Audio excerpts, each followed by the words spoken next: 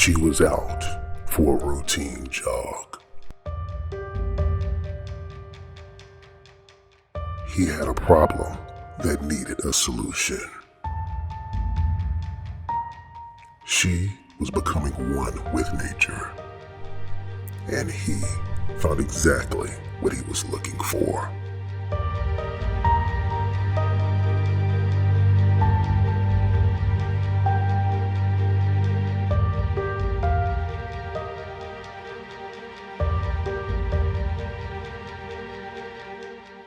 This was a typical day, but a not so typical jog.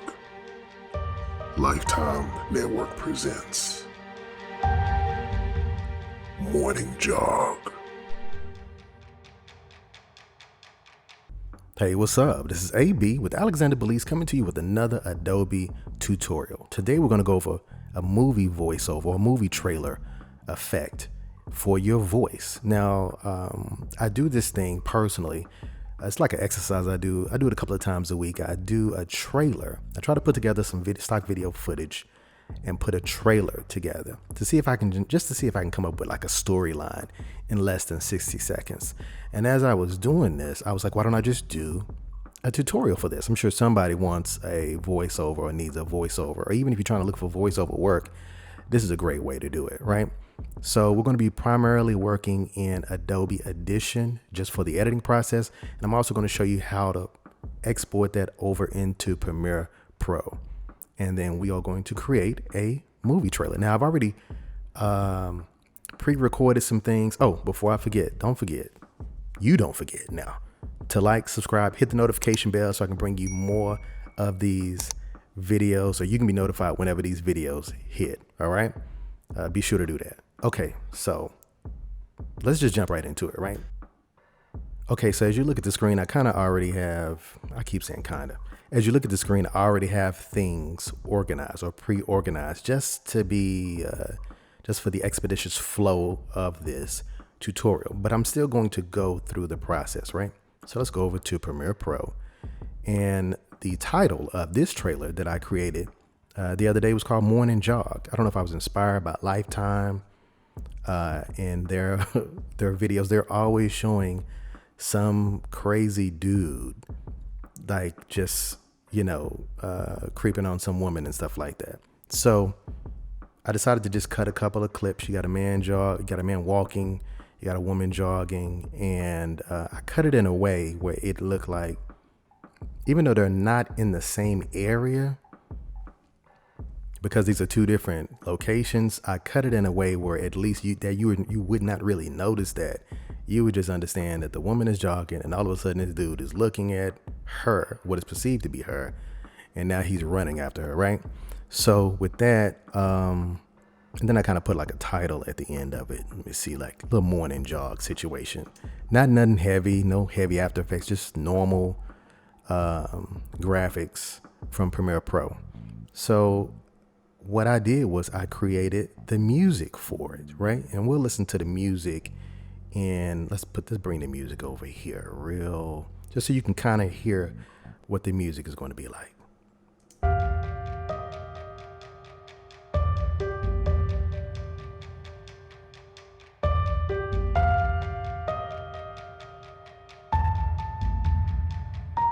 Okay, so you got that music, right? So this is what I did. I grabbed the footage. What I did was I grabbed you see the in and the out points. I took the video footage. Let me click mute again. I took the video footage and I rendered it. I rendered it so I could bring it over into Adobe Audition. Now I'm going to do a new session. Let me close this session. I just want to kind of give you a brief little overview, not too heavy, but just a brief little overview of Adobe Audition. So when you open Adobe Audition, this is what it looks like, right? I'll give you a brief overview. I'm not going to do a deep dive into it, but basically it's like this. These are your multi-tracks. So you would put movie trailer, and then you have all of your different tracks. On each track, you can record a different sound. And we'll go, like I said, I'll do another deep dive on how to actually record into it. You see if I hit the R, then you can see the levels of my voice right here, based on the different functions, stuff like that. That's your solo track, that's your mute track. But anyway, so this is what you have. So what I did was I went into waveform, which we'll type voiceover for this, voiceover 2. And then I recorded it here. So really you can literally just be like, Mary had a little lamb. Its fleece was white as snow. And everywhere that Mary went, the lamb was sure to go. Okay, so, and then you play it back. It won't sound exactly like that, but Mary had a little lamb. Its fleece was white as snow. Right. Reason being is because I'm recording on a different device than what I'm recording the screen on. But I still want to show you how that works. So you take that, and once you get there where you need to have it, you right click and you send that into the multi-track. You've already named it, and voila. And from here, I'll show you what we do. Okay. So I'm going to, let's close this. Let's close all of this. No to all. We don't want any of that. Let's open up the actual tutorial. Okay, so from here, I have the music. Let me mute. So just put a solo here so we won't have to worry about that. Here's the music.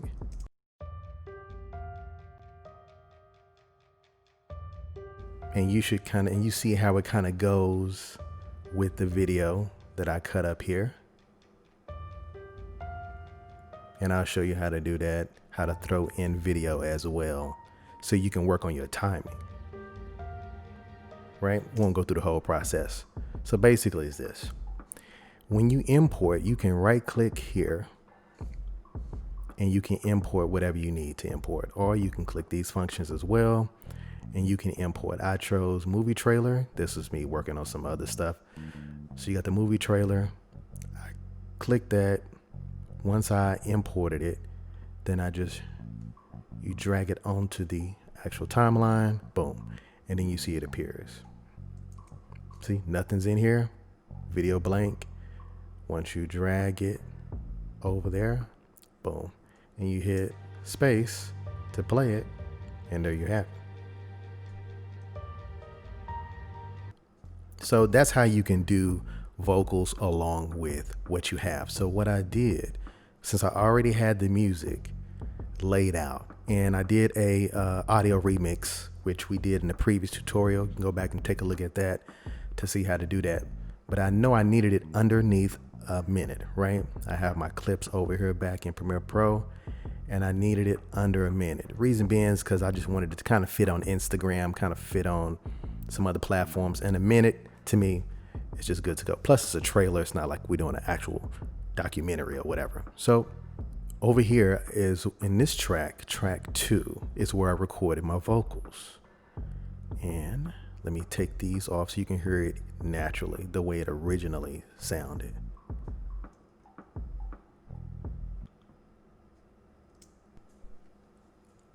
This is how it sounds. She was out for a routine jog. He had a problem that needed a solution. Right? So it just depends on when you can kind of catch your voice. I've been doing this so many times that my voice, it goes in and out of raspiness. You know what I mean? Well, you don't actually, I guess what I'm trying to say is you don't really necessarily have to have a raspier voice, but it helps, I should say. You come over here. So I got the trailer already in here that I pre-edited. I have the music already in here. Then I brought that clip over like I just showed you, where we right clicked and we brought that into the tutorial, right? Insert into multi-track. We bring it over into the multi-track. It's already here and it's already set up. So at that point, what I did was I added three things to get you where you need to be. Here is the meat and potatoes of the tutorial. 3 things to get you where you need to be. So the first one is studio reverb. The reason being is you want that nice quality in the sound, and it adds a slight echo. Now you can take it wherever you need to take it. Wet is as the wetness is the reverberation, and the dryness is just dry, right? It takes that away. So for me, these are for my personal settings, and it all depends on when I wake up. If I wake up early and the voice is raspy like this, or if it's later on in the day and I'm a little bit more high pitch, you just kind of base it on wherever you at. So you're constantly tweaking these, but you don't want to make it as wet. I have my settings for this 17.5, and I write down each time I do something like this. I just write it down just to make sure that I don't forget it. I don't have to constantly go back in here and stuff like that. So I have that set in here. And how do you pull these up? Let me go back to how you pull these up. As soon as you click that, you have a range of things that you can do, and that's how you select it. So with pitch shifter, so we're just going to put on Studio Reverb, and here has sounds just with Studio Reverb only.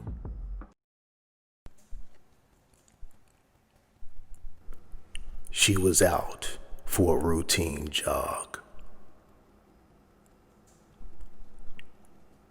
He had a problem that needed a solution. You hear the difference in that wetness? She was becoming one with nature. So you dry that up. And he found exactly what he was looking for. Right, so that's why you dry that up. You don't want that heavy echo in there. You just want a little bit of sound. Let me go type that back to 17.5. Okay, boom. Then you go to the pitch shifter. This is where the game changes. In the pitch shifter, you have semitones and synths. You can basically think of it like this. This is a layman's way of thinking about it. So semitones is where you pick your tone, right? Synths is essentially the tweaking of that.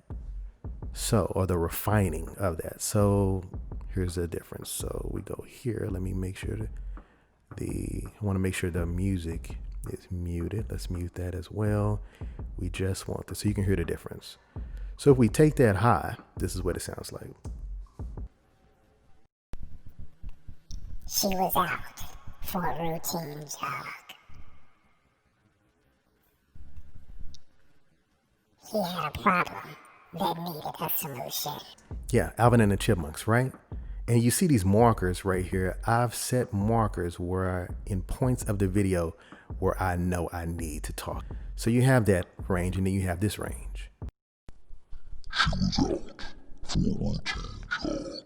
Right, so it can go back and forth. So what I did for my voice, I set my voice to somewhere around like -3. And then I set the fine tuning to around 46. Now that constantly fluctuates depending on, like I said, how you're speaking, the pitch that you're using with your own human voice, and how it affects the pitch shifter. There's no one size fits all or anything like that. It's just really case by case basis. Something that you should select is high precision, because you want that quality.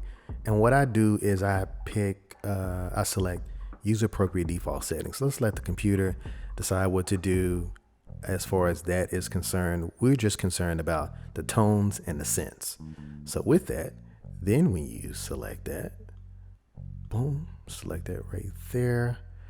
And then I have my denoise. Now for me, it takes out a little bit of the noise in the background, just a little bit of reduction. You have the heavy. I normally do light. I just want to just kind of make sure just a little bit of the stuff is out of there, just a little bit, right?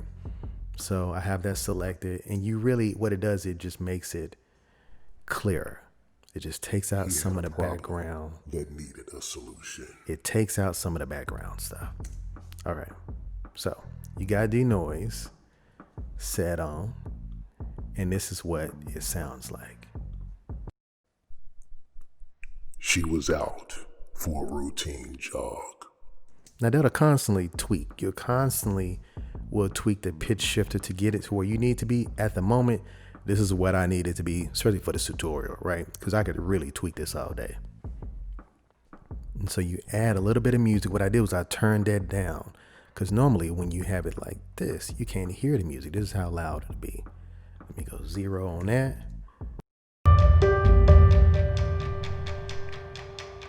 He had a problem. Right, nobody can hear that.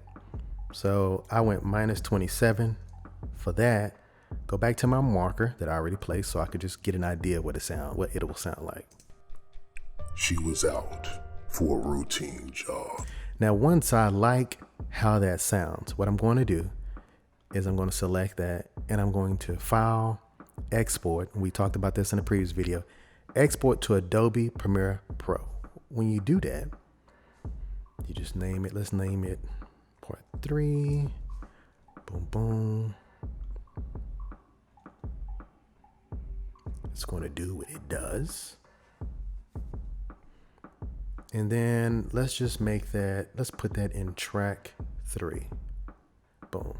Now, normally it takes everything, but I know what I needed, right? Because I had this audio here and this audio. It'll take all of that together, as you see when you go into the export section. And then it just says export as export each track as a stem. You probably could do that individually, but I always take everything that way, just in case I won't have to go constantly back and forth, right? So you take that over in Premiere Pro. We have what we have, and then we just start cutting it up. Now I already kind of pre-cut it here. Boom, let's delete that. Now we know from the previous video how to layer things, how to tag audio so it can conduct itself correctly. Now I know you're saying, why can't you just directly do your voice over there? Because based on the system that you have, Premiere Pro may not read it for left and right channels. It may just read it for a left channel or a right channel. So you won't get the dual sound output that you need here. So I just always do everything in Adobe Audition. I use the sound program for the sounds. Like when I want a burger, I don't go to a pizza place, or if I want some steak, I don't go to a ice cream shop. I use the appropriate software for its intention. So I always go to Adobe Audition to use audio, and then I export it over into Premiere Pro. It's just my personal preference. You do what you feel you need to do, because they have plenty of editing features in Premiere Pro. So I've cut that up. I've got rid of the unnecessary stuff in between. I told the music to go underneath the dialogue. We talked about that already. Once it does, and once you generate the keyframes, this is what you have, right? It'll go in and out. It will find where you're not talking. If you set the sensitivity level correctly, when I mean correctly, if you set it high, this is what I have it set on. Let me just show you. I said I wasn't going to do this, but let me just show you. Okay. So I have my sensitivity level at around 8.4. The volume, it went down initially like 17, -17. I didn't want that. I wanted you to still hear the music in the background. And we talked about the ducking feature as well. So when you tell the music to duck underneath the dialogue, then if we go back to my settings, AB layout, then this is what you have here, right? We unmute that. We unmute that. Take it to the beginning. And then this is what you have. She was out for a routine jog. He had a problem that needed a solution. She was becoming one with nature. Okay, so you have that, and you saw right here how my computer was struggling. Thankfully, I'm upgrading my computer actually today. I can't wait for this stuff to come in. She was out for a routine jog. So you just have that set up, right? It goes up, it goes in and out as need be based on your dialogue. Once you have that, you render everything together, right? file, export. You always put me personally when I know I have, and the reason why I put my ins and my outs here is because I know I have other stuff here, right? When I work on the timeline, I'm moving stuff around. It's like a mess, but I get what I need. I say it's a mess, but it's really not, because it's pretty well organized. I know exactly where everything is. I go file, export media.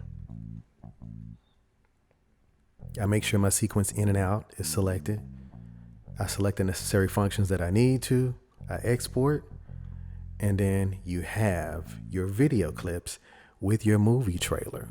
Okay, let me try to make sure, just making sure I didn't forget anything as far as the tutorial is concerned. It's really a simple process. It's Studio Reverb. It's pitch shifter. You find out the adjustments based on your voice, how you want it to sound. You add some denoise into it to kind of get rid of the background. I showed you how to bring over your video into the actual track so that you can simultaneously watch what you need to watch and do your voice over as you see the video, right? With quality in a Adobe Audition. In an Adobe audio recording software, as opposed to doing it in Premiere Pro, which, like I say, which you can do, but I just prefer not to. Once you have that set up, you exported it, you're good to go, right? I just always make sure that my output is higher, because we want the audio in a range of -18 to -6, right? At any rate, be sure to like, subscribe, hit the notification bell, and in the comments, tell me if you will be using the movie trailer effect, the movie voice effect, all right? Let me know how you'll be using it. And as always, I'll see you on the next video.